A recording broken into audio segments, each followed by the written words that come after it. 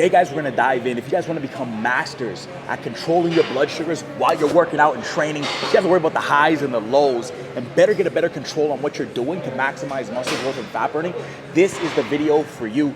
If it's your first time on the channel, I help diabetics to control their blood sugars, build muscle, and burn body fat. But if you're not a diabetic, you like things like supplement reviews, or you just want to see how a type 1 diabetic lives their lifestyle, or you want to see food reviews, go ahead, smash that subscribe button down below, hit that bell notification, hit that like button, so you guys don't miss out on anything we drop here.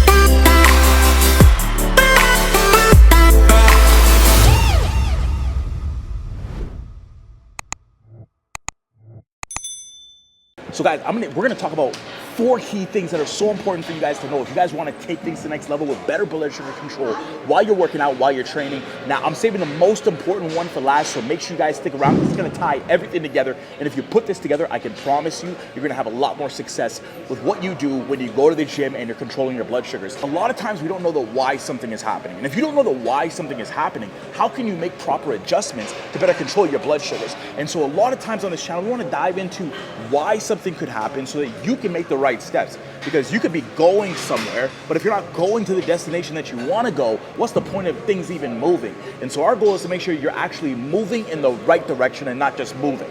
And so the first thing we have to look at is hydration. And this might seem very simple. A lot of times, how many times have you heard, yeah, just drink water, just drink water. But I want you guys to know why it's important to drink water. One of the things we have to understand as a type 1 diabetic and even type 2 diabetics, our body's regulation of insulin is off. And especially if you're a type 1 diabetic. Now, what a lot of studies will show is if you suffer from hypohydration of even 2 to 3 days, consuming water a little bit less than what you should be to have in your system. Now, what you're gonna find is in normal healthy subjects or subjects that don't have diabetes, they're gonna find that really the hypohydration does not impact glucose levels that much. Now, sometimes they'll use an oral glucose test to determine this. So they'll put you in a hypohydration state for a couple days, give you an oral glucose tablet or a tablet with sugar in it, and see what happens to their blood sugar now. Does it spike out of control before compared to baseline, or is it still in range? And what they find with a lot of healthy subjects is it's still in range. And a lot of times that could be because their insulin is functioning the way that it should. So even if you do get a little bit of a spike, insulin's gonna balance that out. But it's not the same thing for type 2 diabetics and also type 1 diabetics, especially if you have a little bit of insulin resistance in your body.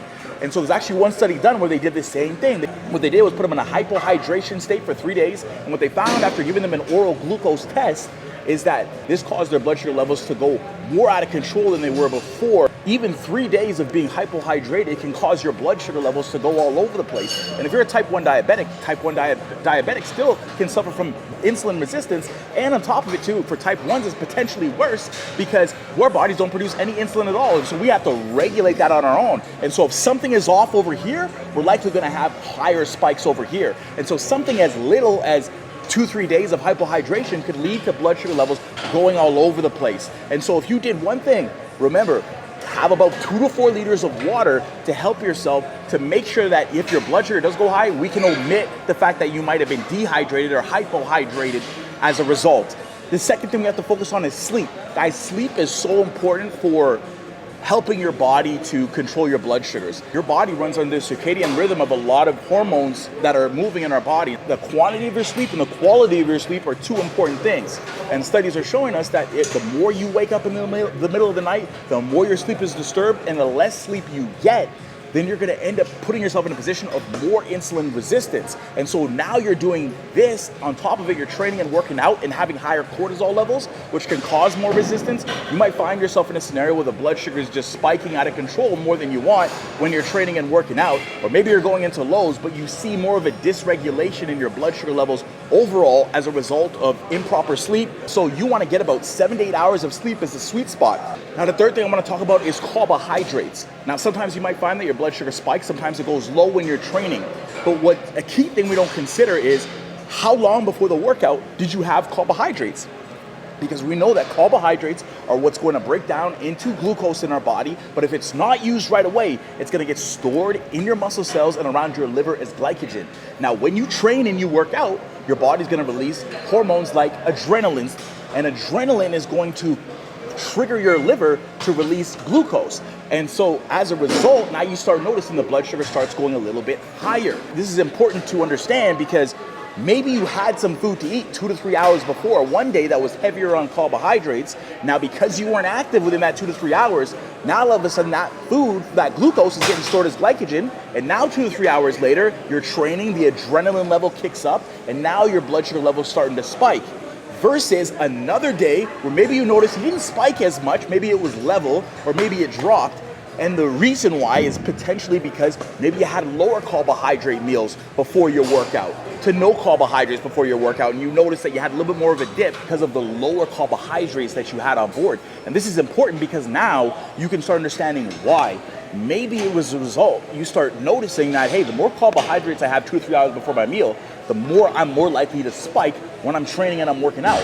Versus when I don't have as much carbohydrates on board, I'm noticing my blood sugar is more stable or I'm dipping more into a low blood sugar. So now you can manipulate the carbohydrates and find a sweet spot that works for you. Now dosing before your workout gets better, you understand what you need, and it allows you to have better control because of how you understand how carbohydrates can manipulate your blood sugar levels while you're training. And this can even go the day before. You might notice the day before you had a heavy meal and you didn't do a lot earlier in the day, and then you went and trained and now your blood sugar is going a lot higher because of what you ate the day before got stored as glycogen. You didn't burn it throughout the day until you got to the workout, which the adrenaline then rushed that glucose out into your blood.